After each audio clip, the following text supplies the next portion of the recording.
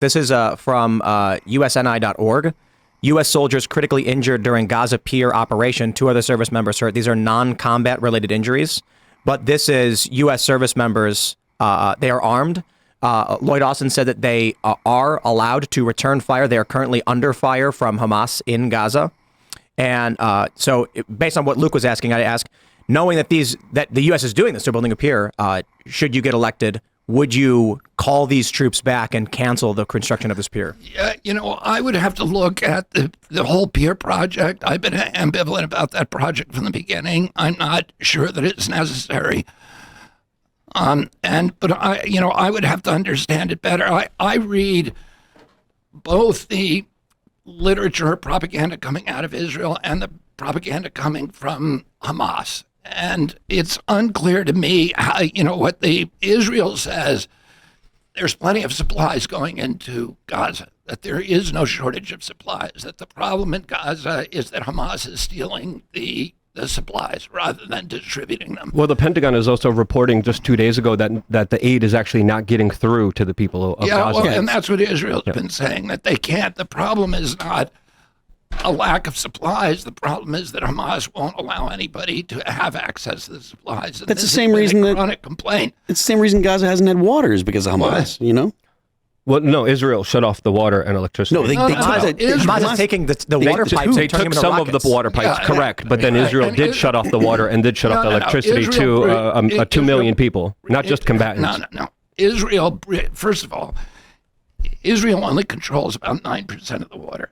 The water in most of the water, about 81% or 91% of the water in Gaza comes from 6 desalination plants. Those plants are dependent on oil, on fuel and bunker fuel.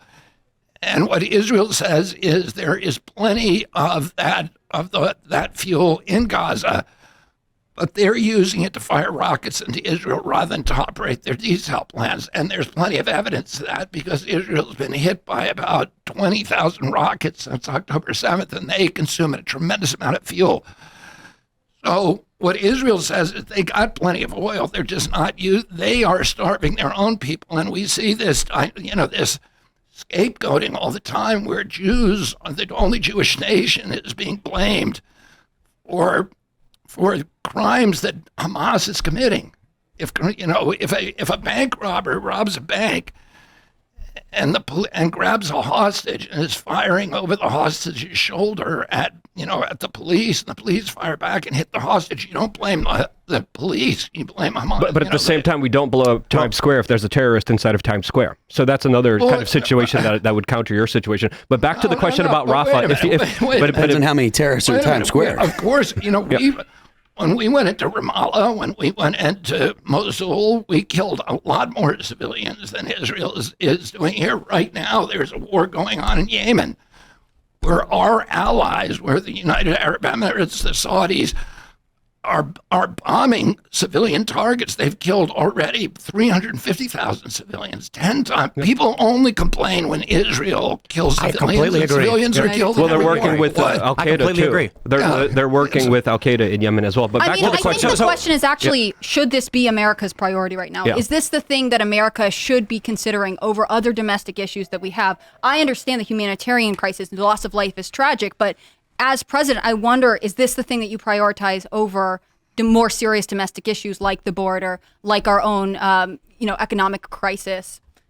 I would say this. Now, my priority is, as president, is going to be with the United States. I wouldn't be sending any money to Ukraine at all, not a penny. But Israel, because for all the reasons, Ukraine's a war of choice. It's a war that we help provoke. It's a war that Putin has been trying to settle on terms that are very, very favorable to us, and we keep on, making Zelensky tear up the agreements. And so the question is, do we have an interest in supporting Israel? And does the U.S. have a legitimate interest or an important national interest in supporting Israel? And I would say the answer to that is yes. We give a tiny fraction to Israel, what we've put into Ukraine. a large amount of the money that we historically send to Israel goes to the Iron Dome. The Iron Dome is this unique system, a defensive system, so that Israel will not have to invade Gaza. Nobody else would do this. Since Hamas took over Gaza, they fired an average of 2,000 missiles a year onto civilian centers in Israel. People say Gaza has one of the highest population densities in the world. That's not true. Tel Aviv has twice the population density as Gaza, and that's where Hamas is sending missiles onto a civilian population. There's 1 million Israelis who live in bomb shelters. And Israel, any other nation that was attacked by a smaller, less powerful nation that was committed to its destruction, its annihilation, the extermination of its people, would go in there and carpet bomb it from the air and destroy it. Yep. Israel didn't do that. Israel built an Iron Dome so it would not have to go in. And that is where, a large percentage of the money that we send to Israel is going to that Iron Dome. So I believe, and Israel for us in the Mideast is a bulwark for democracy. It's a bulwark for U.S. interests. If Israel was limited, a Palestinian friend of mine told me this the other day. He said, many Palestinians understand that we need a strong Israel, because if Israel ceased to exist, we would be at the mercy of Iran. And Iran doesn't care about us. Iran does not care about the Palestinian people. Look what they've done with Hamas. So they built 300 miles of tunnels for fighters and not a single bomb shelter for civilians. We can certainly loop back to this, but I do want to make sure we can get it. I don't want to just turn into an hour-long debate over Israel, because that's usually what happens. But I'm curious about the domestic issues, and it does pain me a little bit to have to ask the really boring and obvious question, but it's the one that matters most to people, and that's currently people are struggling. They can't afford their groceries. The media keeps saying there's nothing to worry about. The inflation is fine. And then when working class people try to feed their kids, they're finding that it's harder and harder to actually buy groceries. I wonder your view on the economy and what you could do as president that would change this for the American people. I mean, I think that there's an assault on the middle class in this country, and it's been going on since 1980, but it really exploded during COVID when we shut down 3.3 million businesses with no due process, no just compensation, no scientific citation. We shifted $4 trillion upward from the American middle class. We obliterated the middle class to this new oligarchy of billionaires. We created a billionaire day globally in 500 days, 500 new billionaires. And, a lot of those businesses will never reopen. 41% of black-owned businesses will never reopen. And a lot of them had 3 generations of equity in them. And then, because we've spent $8 trillion on war since 2001, we didn't have that money. We borrowed it from China and we printed the money. So, and that is why we're having inflation. Do you think, and that's why we have $4 bread, $4 milk, and $6 gasoline. Do you think that's irreversible then? Do you think that cutting the war funding might alleviate some of this tension? It's complicated because you can't cut. First of all, we have to make dramatic cuts. In essentially what are orphaned investments, which is war is an orphan investment. You spend $1 million on a missile, $60,000 on a backpack missile, $1 million on a tank. You send it to somewhere to get destroyed, and it doesn't produce any kind of economic benefits. If we're going to, we cannot. We're at a point now, $34 trillion in debt. $8 trillion of that is from Trump. Another $7 trillion is from Biden. And Trump ran up a bigger debt, spent more money than every president before him, from George Washington to George W. Bush, in 283 years. Neither of them are going to deal with this issue. It's so large right now.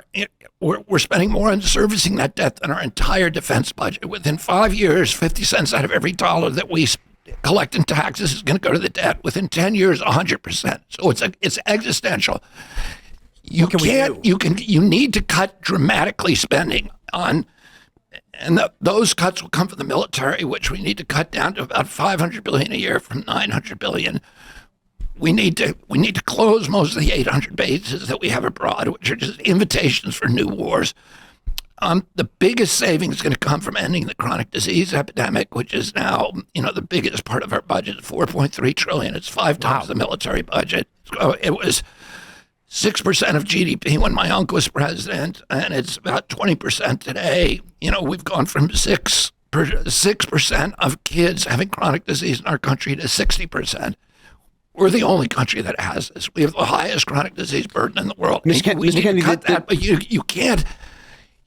can't just cut it and solve the debt problem. You actually need to cut it and then invest it in things that are going to expand the economy. You have to grow your way out of this existential crisis, not just cut your way out of it. Mr. Kennedy, even beyond that, everyone knows that the mandatory spending is the actual driver of all of our major economic problems. So considering nobody's going to touch Medicare and Medicaid, how do we have a plan that can actually fix the problem of Medicare and Medicaid without leaving seniors and people that are planning for it, which there's too many Americans that are planning for it now, but the people that are actually planning for it, how do we fix the problem for them without leaving them high and dry? Well, the places where we need to get about $4 or $5 billion from the military. We need to reduce chronic disease from $4.3 billion a year to $4.3 trillion a year to about a quarter of that. And then we can do cuts, particularly with AI. We can identify ways. I'm going to also use blockchain to make our entire budget transparent so that everybody can identify ways. And that's where I'm going to get the money. So I'm not going to cut Medicare. I'm not going to cut Social Security. That's a contract with the American people. What I'm going to do is reduce the cost of treating illness in this country. Thanks for checking out this clip from Timcast IRL. Make sure to watch the show live Monday through Friday at 8 p.m. Subscribe to this channel, and we will see you all there.